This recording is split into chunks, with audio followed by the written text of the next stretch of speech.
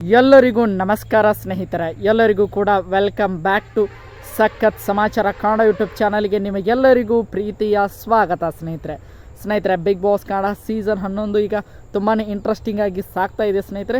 ಇವತ್ತಿನ ಒಂದು ರವಿವಾರದ ಸಂಚಿಕೆ ಮುಗಿದರೆ ನಮ್ಮ ಬಿಗ್ ಬಾಸ್ ಕನ್ನಡ ಸೀಸನ್ 11ರ 12ನೇ ವಾರ ಕೂಡ ಮುಕ್ತಾಯಗೊಂಡಿದೆ ಸ್ನೇಹಿತರೆ. ನಿಮಗೆಲ್ಲರಿಗೂ ಕೂಡ ಗೊತ್ತಿರುವ ಹಾಗೆ ಈಗ 13ನೇ ವಾರದ ಒಂದು ನಾಮಿನೇಷನ್ ಪ್ರಕ್ರಿಯೆ ಆರಂಭವಾಗಿದೆ ಎನ್ನುವಂತಹ ಪಕ್ಕಾ ಮಾಹಿತಿ ಬಂದಿದೆ ಸ್ನೇಹಿತರೆ. ಈ ಆರಂಭವಾದ ಪ್ರಕ್ರಿಯೆಯಲ್ಲಿ ನಮ್ಮ ಕ್ಯಾಪ್ಟನ್ ಆದಂತಹ ಭವ್ಯ ಗೌಡ ಅವರಿಗೆ ನಮ್ಮ ಬಿಗ್ ಬಾಸ್ನವರ ಒಂದು ವಿಶೇಷವಾದ ಒಂದು ಅಧಿಕಾರವನ್ನು ಕೊಟ್ಟಿದ್ದಾರೆ ಸ್ನೇಹಿತರೆ. ಆ ಒಂದು ಅಧಿಕಾರ ಏನಪ್ಪ ಅಂದರೆ, ನೀವು ನೇರವಾಗಿ ಒಬ್ಬರನ್ನು ಈ ವಾರದ ನಾಮಿನೇಷನ್ಗೆ ನಾಮಿನೇಟ್ ಮಾಡಬೇಕು ಅನ್ನೋಂಥ ಒಂದು ವಿಶೇಷವಾದ ಅಧಿಕಾರವನ್ನು ಕೊಟ್ಟಿದ್ದಾರೆ ಸ್ನೇಹಿತರೆ. ಭವ್ಯ ಗೌಡ ಅವರು ಈ ಕೊಟ್ಟಿರುವ ಅಧಿಕಾರದಿಂದ ಯಾರನ್ನು ನೇರವಾಗಿ ನಾಮಿನೇಟ್ ಮಾಡಿದರು ಎಂಬುದರ ಬಗ್ಗೆ ಕಂಪ್ಲೀಟ್ ಡೀಟೇಲ್ಸನ್ನು ನಾನು ಈ ವಿಡಿಯೋದಲ್ಲಿ ನಿಮಗೆ ತಿಳಿಸ್ಕೊಡ್ತಾ ಹೋಗ್ತೇನೆ ಸ್ನೇಹಿತರೆ. ಅದಕ್ಕೋಸ್ಕರ ನಮ್ಮ ಚಾನಲ್ಗೆ ನೀವಿನ್ನು ಸಬ್ಸ್ಕ್ರೈಬ್ ಮಾಡ್ಕೊಂಡಿಲ್ಲ ಅಂದರೆ ಎಲ್ಲರೂ ಕೂಡ ಚಾನಲ್ಗೆ ದಯವಿಟ್ಟು ಸಬ್ಸ್ಕ್ರೈಬ್ ಮಾಡ್ಕೊಳ್ಳಿ. ಹಾಗೆ ಪಕ್ಕದಲ್ಲಿರುವಂತಹ ಬೆಲ್ ಐಕನ್ ಮಾತ್ರ ಯಾವುದೇ ಕಾರಣಕ್ಕೂ ಕ್ಲಿಕ್ ಮಾಡೋದನ್ನು ಮರೀಲಿಕ್ಕೆ ಹೋಗಬೇಡಿ ಸ್ನೇಹಿತರೆ. ಬನ್ನಿ ಸ್ನೇಹಿತರೆ, ವಿಡಿಯೋನ ಶುರು ಮಾಡೋಣ. ನಿಮಗೆಲ್ಲರಿಗೂ ಕೂಡ ಗೊತ್ತಿರುವ ಹಾಗೆ ಈಗ ಬಿಗ್ ಬಾಸ್ ಮನೆಯಲ್ಲಿ ಒಟ್ಟು 10 ಜನ ಕಂಟೆಸ್ಟೆಂಟ್ಗಳು ಇದ್ದಾರೆ ಸ್ನೇಹಿತರೆ. ಈ 10 ಜನ ಇರುವಂಥ ಸ್ಪರ್ಧಿಗಳ ಪೈಕಿ ಕ್ಯಾಪ್ಟನ್ ಆಗಿ ಭವ್ಯ ಗೌಡವರು ಕೂಡ ಇದ್ದಾರೆ ಸ್ನೇಹಿತರೆ. ನಿಮಗೆಲ್ಲರಿಗೂ ಕೂಡ ಗೊತ್ತಿರುವ ಹಾಗೆ ಈ ವಾರದಲ್ಲಿ ನಾಮಿನೇಷನ್ ಪ್ರಕ್ರಿಯೆಯನ್ನು ಆರಂಭಿಸುವ ಮೊದಲು ಕ್ಯಾಪ್ಟನ್ ಆದಂತಹ ಭವ್ಯ ಗೌಡ ಅವರಿಗೆ ಒಂದು ವಿಶೇಷವಾದ ಅಧಿಕಾರವನ್ನು ಕೊಟ್ಟಿದ್ದಾರೆ.